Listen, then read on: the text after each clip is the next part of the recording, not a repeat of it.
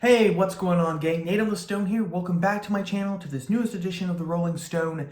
You know, Vladimir Lenin once said, Vladimir Lenin, yes, the Vladimir Lenin, the leader of the Bolsheviks and the Bolshevik Revolution in Russia, he once said that sometimes decades pass and weeks happen. Sometimes weeks pass and decades happen. And that is a brilliant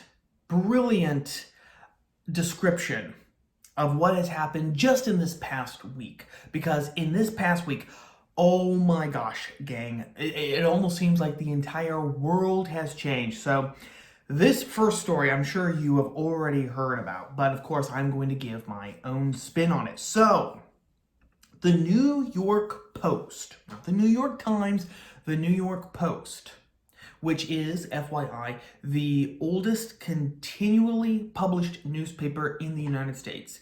It was founded by Alexander Hamilton, actually. The New York Post broke a story concerning Hunter Biden, Joe Biden's son. The headline was, Hunter Biden emails show leveraging connections with his father to boost Burisma pay. So this all is linked back to the fact that Hunter Biden was actually working for a Ukrainian company, Ukrainian natural gas company called Burisma, which raised red flags for some people because Hunter Biden had absolutely no background in that kind of work and what he was doing. And so there was questions. There were question marks. Did Daddy, as vice president, did he actually help his son get that position? Well, now it seems as if there was some sort of dealings going on between Burisma, Hunter Biden, and Joe Biden. From the story, Hunter Biden discussed leveraging his connection to his father in a bid to boost his pay with a Ukrainian natural gas company, according to an email he sent around the time he joined the firm's corporate board. In a lengthy memo to his then business partner, Devon Archer, who already sat on the Burisma board, Biden repeatedly mentioned "my guy" while apparently referring to then Vice President Joe Biden. Under President Barack Obama, the elder Biden was the point person for U.S. policy toward Ukraine, and he held a press conference there with Prime Minister Arseniy Yatsenyuk on April 22nd, 2014. Hunter Biden's email to Archer is dated a little more than a week earlier. The announcement of "my guy's" upcoming travels should be characterized as part of our advice and thinking, but what he will say and do is out of our hands. Hunter Biden wrote on April 13th, 2014. In other words, it could be a really good thing or it could end up creating too great an expectation. We need to temper expectations regarding that visit. So that was the story. Apparently, and it's actually rather fascinating how this email even came around. Apparently, this old computer was sent off, was actually brought to a computer repair shop last year in 2019 and never picked up. And so then the guy gave it to the FBI and they found these emails on his hard drive. It's fascinating. However, that is not the real story. Okay, if that would have been story enough, but the real story is that social media immediately censored this story. Twitter and Facebook immediately took steps so that nobody could read or share this story on those respected platforms. And that is what has caused this great, I don't even know what to call it, gang. It's almost a storm, as it were. Okay, this is actually from National Review headline: Twitter's Un-American Censorship of the New York Post. Less than 3 weeks from a presidential election, perhaps the most vital platform for political news and debate has locked down the accounts of a presidential candidate's press secretary and of his official campaign, among others, at the behest of activists pretending to be journalists. That is what I also forgot to mention. Twitter also locked out the Trump campaign from its own Twitter account less than 3 weeks before the election. So, Twitter and Facebook, they did not allow the New York Post to actually tweet its story about the Hunter Biden emails, and it locked out the Trump campaign, the official Trump campaign, from its own Twitter page. Now, I actually tried a social experiment the other day when I learned that Twitter and Facebook were actually blocking the New York Post's story. I tried to tweet it several different times, and I got just these different messages. Oh, it couldn't be tweeted right now because so it was saved as a draft. Okay, go to drafts, try to tweet it again. Sorry, either our guys or some of our third-party partners had determined that this story, the New York Post story, mind you, could potentially cause people harm. Seriously, that was the message, and I'm sure it's one of those mass messages that Twitter just sends out based on some sort of algorithm. But it is interesting that the one that it chose was that it could cause harm. The story is being blocked because it could cause harm. Yeah, harm perhaps to Joe Biden, who would then have to actually answer questions about his son Hunter in Ukraine and Burisma, which he has been very loath to do, FYI. So that's what happened. That is what happened less than 3 weeks before the election. Two of the prime major social media companies in the United States blocked a legitimate paper from basically pushing its own story. That is what happened. And that would be bad enough, again, if that's all that there was to it, if that's the only thing that had happened. Because it's very, very odd, gang. It provides a wonderful contrast, actually. Here, for how many years now? The last year, the last 2 years, the left has been championing itself as the defender of democracy. You had Pete Buttigieg, you had Kamala Harris, you've had Elizabeth Warren. Elizabeth Warren is really bad about it, FYI. Hillary Clinton, Barack Obama, I mean, all of it. You can run through the gamut of established leftists.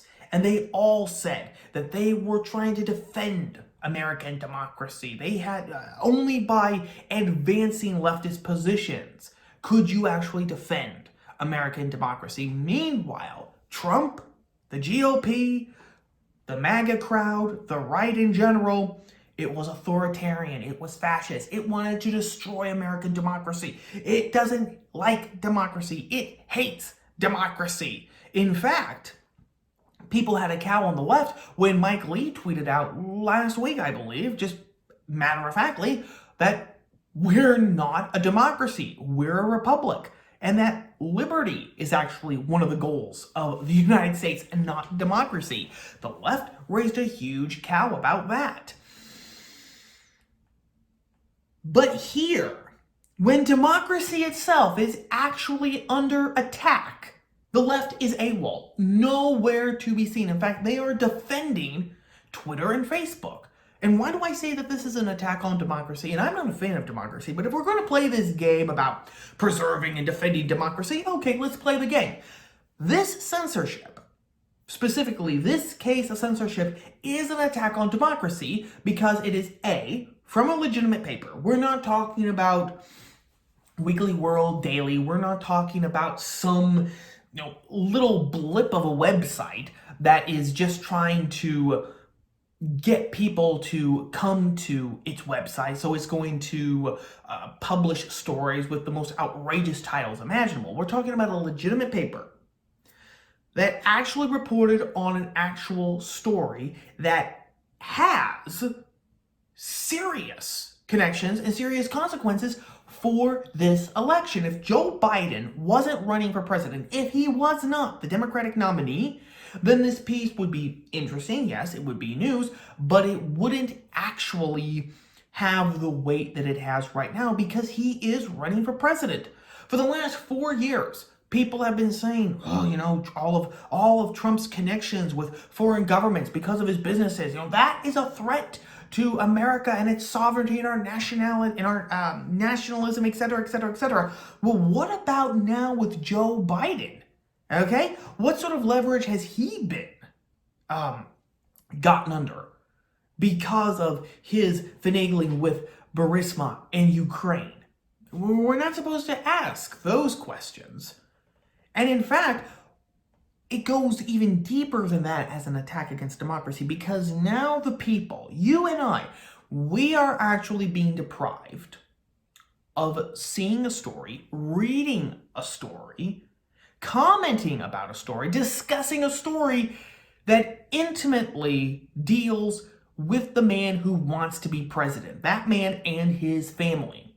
So in other words, crucial information is being denied to the people on two of the biggest social media platforms that there are, which again are part now of the public square. I hate to say it, but Facebook and Twitter are now part of the social square because that's where a lot of people talk with each other about politics, the common good, the culture, society, etc., etc., etc. Twitter and Facebook have decided that we, the people, we don't need to know about this. We don't need to talk about this story. Okay? Just sweep it under the rug. You can't read it here. You can't discuss it. You can't promote it. You can't do anything about it. That is, and then again, less than 3 weeks before an election, direct attack against democracy. If we're going to play that game, the left has been AWOL. But even that is not quite the story. Again, that would be bad enough. We've just gone from levels of bad to levels of bad to levels of bad. But gang, I hate to beat a dead horse, but the right's reaction to not just the New York Post story, but to Twitter and Facebook censoring that story is a wonderful microcosm about why the right doesn't win. It's true. For example, here is sitting Congressman Justin Amash. Okay? The First Amendment prohibits government censorship and protects private censorship. In a free society, Twitter and Facebook are allowed to make horrible decisions with respect to content moderation, and you are allowed to tell them off and use another service. Horrible decisions is not exactly how I would have described this. Again, right before an election. This tweet, in fact, is beautiful for its... I don't even know what it is, gang. It's utter naivete, perhaps? I mean, let's take it just one at a time. They're allowed to make horrible decisions. They're not allowed to make horrible decisions on the fly, okay? Nothing in that story, that message that I mentioned earlier about this story causing harm was a load of crack. Because if it was a lie, which it's not, as a matter of fact, because we have the video of Joe Biden publicly boasting that he had, as vice president, meddled with Ukraine and its politics in order to protect his son. We have the video of him publicly boasting about being able to do that. So what Twitter was apparently doing is it was just pulling out an excuse from its hat as a reason not to allow that story to run on its platform, okay? That's not a horrible decision. That is an arbitrary censorship in order to advance a political agenda and a social agenda. It's Twitter basically playing politics, which is actually against what Twitter is supposed to be. Because again, all the times that Jack Dorsey and Mark Zuckerberg have gone before and testified before Congress, FYI, actually Jack Dorsey has been subpoenaed to appear before Congress because of this, they have said, oh no, the government can't censor us, the government can't censor us because we are just, we are a neutral platform. We are a neutral platform. Yes, we have some generic common sense rules to keep everything, kind of humming along rather nicely. But we are not a publisher. We do not pick and choose who gets to be seen, who doesn't get to be seen. We don't pick and choose, who can post and who can't post. Baloney. They use that platform cock and bull to simply cover the fact that they are a publisher. They are technically a platform, and they always act like a publisher. So how can we live in a free society, Congressman Amish, when that is going on? How can we live in a free society? We can't. And as for this, we're free to use another service. That actually coincides with a tweet that Liz Wheeler of Onan News sent out, where she said, giving the government more power is not the solution, because giving government more power never is the solution, because of course the left will just get the reins of government again, and then they will use it against us, etc., etc., etc. So we just have to have free market competition to Twitter and Facebook, and we have to reform Section 230 of the Communications Decency Act of 1996, etc., etc. And yeah, in theory, that's all well and good. But there are other platforms out there. Parlay, there's Rumble, there's Telegram. And if you've noticed, Facebook, Twitter, Instagram, YouTube, they haven't exactly been hurting from all of that competition. In fact, Parlay has kind of fizzled out. It's sort of a backup to Twitter. Everyone has in their bio, hey, if I'm censored, if I'm locked out of Twitter, follow me on Parlay, okay? Then look me up on Parlay. So people aren't even promoting Parlay as the alternative to Twitter. It's just the backup. In case Twitter bans me, locks me out of my account, then follow me over here on this other social media platform. And there's a reason for that. First of all, people aren't going to those platforms because they're ripoffs, okay? Nothing against those platforms or the people who created them. I'm technically on Parlay, even though I'm hardly even a blip on it, even less so than I am on Twitter or here on YouTube. But few people go to it because they're ripoffs. They are simply copying what Facebook and Twitter and Instagram did before, and people don't want that. They want the social media accounts. They want the originals, as it were. And then the right, in and of itself, is partially to blame for this lack of an exodus from Twitter and Facebook, because a lot of these commentators on the right, a lot of these public figures on the right, on Twitter and Facebook, have amassed hundreds of thousands of followers and subscribers, if not millions. They don't want to sacrifice those numbers, because they know, like I just said, that the numbers are going to be smaller on Parlay and Rumble and Telegram, etc., etc., etc., because not as many people are on there.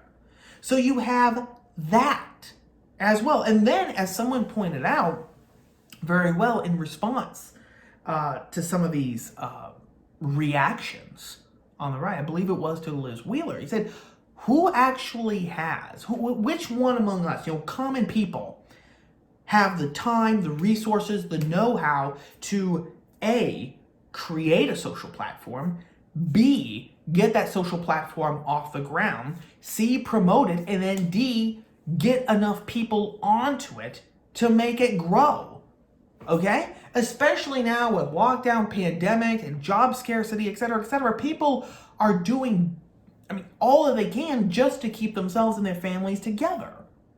So what exactly are we supposed to do? Now, I myself do not have an answer at this point right now, gang. But this is, as I said, to wrap it up, this is why, a microcosm of why the right loses. Because the right is plagued by two major problems. The first one is that it is in a rut. Intellectually speaking, it's in a rut.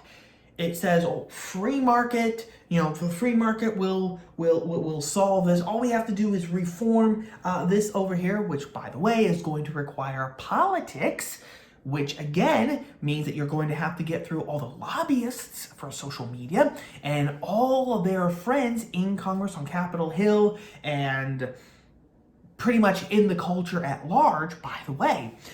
But those are going to solve all our problems. Those are all going to solve our problems. It's this worship almost of the free market.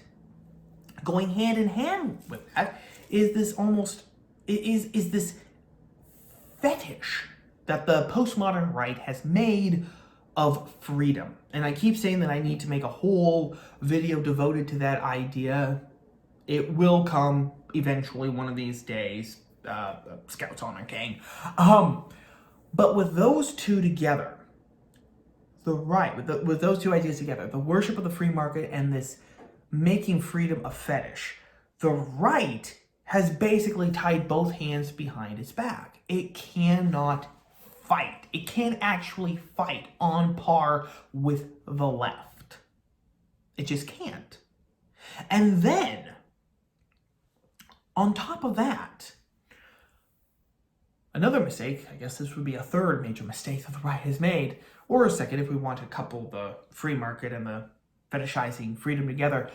The right, since the 80s, has thought that tyranny could only come from the government. They expected that if 1984 was going to happen, it would come from the bowels of Washington, D.C. and Capitol Hill, etc., and that big business, big pharma, big farming, big entertainment, etc., they were actually going to be the checks on that, because of course the goals of big business were contradictory to the goals of big government. They never for once considered that all those things with big in their name, big business, big farming, big pharma, big Hollywood, big entertainment, big academia, could actually produce tyranny too. That's actually what has happened. Yes, we are overregulated still.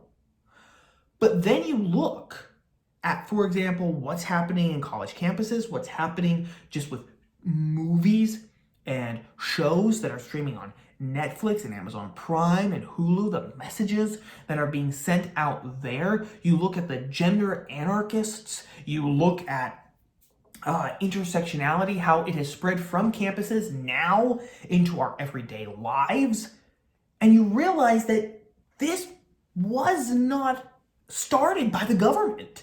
This started in business. This started in academia. This started in a movie studio somewhere. This started as some obscure book of philosophy, pseudo-philosophy, we might say, that no one had even ever heard of before.